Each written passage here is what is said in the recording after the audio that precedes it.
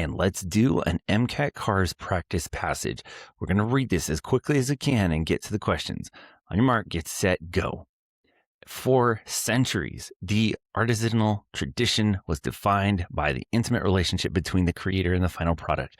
The craftsman was involved in every phase of production, from raw material selection to the final decorative touches.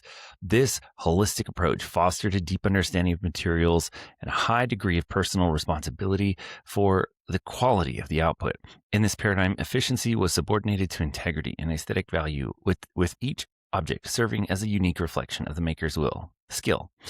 The onset of the Industrial Revolution fundamentally disrupted this model. By introducing the division of labor, early factories fractured the artisanal process into discrete repetitive tasks.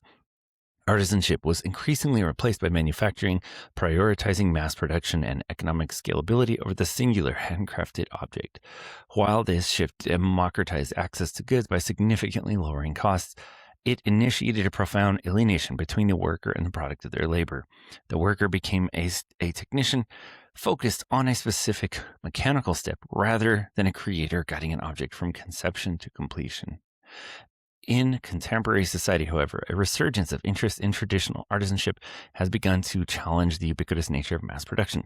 Driven by a reaction against the homogeneity of machine-made goods, a new generation of craftspeople is seeking to reclaim the holistic methods of the past.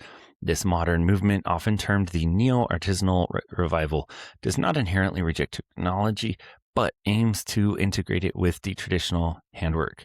It emphasizes sustainability, ethical sourcing, and the narrative behind the object.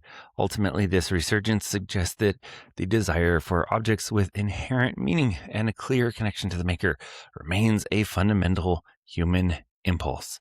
All right, here we go. That was our passage.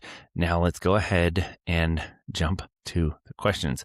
And the thing that I want to emphasize here is that in the real test, you would not have the passage disappear. You can go back to it. So bear with me for a second while we do this one, but do keep in mind you'd have access to go back to the passage.